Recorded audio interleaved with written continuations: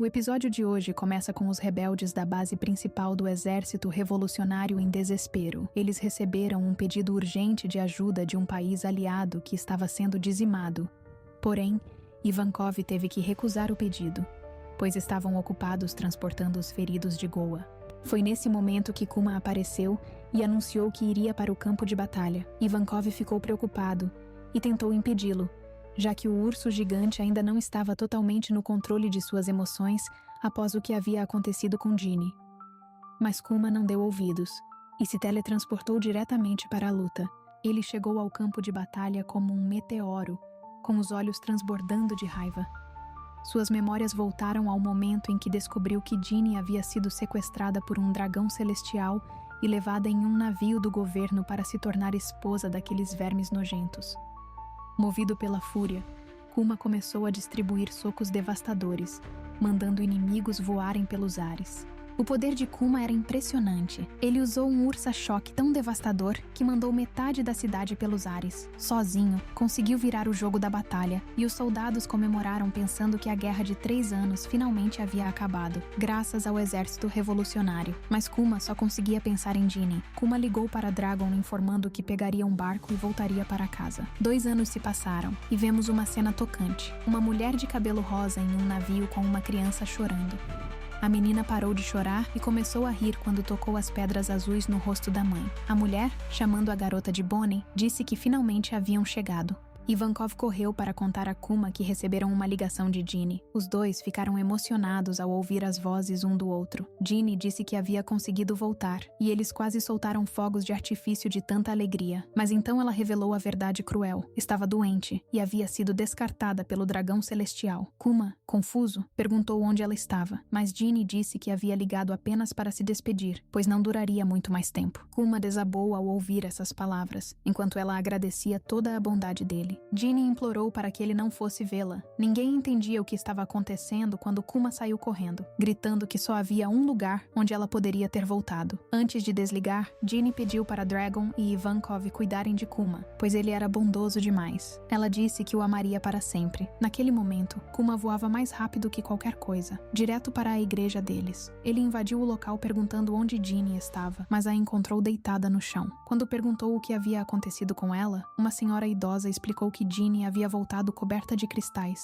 A mulher revelou uma verdade terrível. Se Ginny fosse exposta à luz do sol, sua pele ficaria azul e dura como pedra. Kuma desabou, lembrando de todos os momentos que tiveram juntos, especialmente quando ela pediu para se casar com ele. Mas enquanto chorava, percebeu que também havia um bebê chorando no chão. Os moradores explicaram que, para garantir que o bebê pudesse viver, Ginny atravessou mares cheios de luz solar para chegar ali ainda viva. Kuma prometeu a Ginny que não se preocupasse, pois cuidaria do bebê dela. Foi assim que se tornou pai adotivo de Bonnie. Kuma descobriu que ela tinha sangue de um Tenryubito. Após enterrar Ginny, voltou a morar na igreja e tentou alimentar Bonnie com mamadeira. A senhora idosa gritou com ele por fazer errado, dizendo que iria afogar a menina com suas mãos gigantes. Também mandaram que ele a colocasse para dormir em uma gaiola de metal para não esmagá-la com seu corpo gigante. Depois de muitas tentativas, finalmente conseguiu acertar o jeito de dar a mamadeira. Os anciãos começaram a brincar, dizendo que Bonnie cresceria para ser gulosa igual a Ginny. Não demorou muito para ela começar a andar e chamar Kuma de papai. Claro que o urso gigante chorou como um bebê de pura alegria.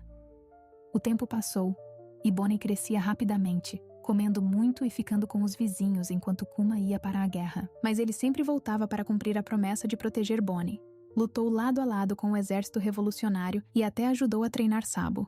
Mas um dia voltou para casa e viu Bonnie com o mesmo cristal no rosto. Kuma imediatamente tapou todas as janelas com tábuas. Quando os vizinhos perguntaram o que estava fazendo, ele mandou que fechassem a porta e mostrou a pedra preciosa crescendo na bochecha de Bonnie. Eles iam dizer que era a mesma doença que matou Ginny, mas ele gritou para que se calassem. Correram atrás de um médico, mas aquele idiota não acreditou que a luz solar piorava a condição e tentou levar a pobre menina para fora para testar. Chamaram outro doutor, que disse não ser síndrome de chumbo. Ela pediu desculpas, mas nunca havia visto nada parecido. Kuma disse para Bonnie não se preocupar, que tudo ficaria bem. Alguns dias depois, Ivankov estava desesperado porque Kuma ia deixar o exército revolucionário e, pior ainda, Bonnie tinha a mesma doença da mãe. Kuma disse que precisava ficar com ela. Dragon disse que entendia e para viver a vida sem arrependimentos. Falou que começariam a perguntar para médicos do mundo todo se havia algum tipo de cura. Anos se passaram e Bonnie fez 5 anos, já causando o maior caos com os meninos da vizinhança.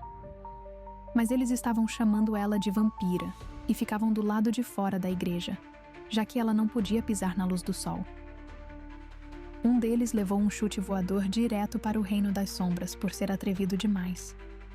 Kuma correu implorando para ela ter cuidado. Só de vê-la perto da porta já dava ataque de pânico nele. Ela o chamou de medroso, mas disse que não queria vê-lo triste. Estava muito chateada porque aqueles garotos estavam zombando das pedras do rosto dela novamente. Perguntou se parecia estranha. Era uma doença e não havia nada que pudesse fazer. Foi quando Kuma apareceu ao lado dela e disse que os cristais pareciam lindos. Tinha certeza de que os meninos estavam com ciúmes por não terem nenhum. Bonnie se animou na hora. Kuma perguntou onde ela queria ir quando melhorasse. Ela disse que queria visitar Skipia, mas Kuma nem sabia que ilhas no céu existiam. Ela explicou que a ilha no céu fica perto do sol, então talvez encontrassem Nika lá em cima. Kuma começou a dançar como um maluco, fazendo a dança do Nika, e Bonnie correu para dançar junto. O urso gigante disse que seria incrível quando ela fizesse 20 anos e iriam lá juntos. Naquela noite, o médico contou para Kuma que a doença se chamava escamas de safira. Disse que se ela fosse exposta à luz solar ou lunar, os cristais continuariam se espalhando, mas mesmo evitando a luz, a doença ainda cresceria. Kuma ficou em choque e perguntou se não havia cura nenhuma. Disse que Bonnie tinha que sobreviver de qualquer jeito. O médico contou a verdade cruel. Bonnie só tinha 5 anos de vida restantes. Nem chegaria aos 10 anos, porque ainda não existia cura para a doença.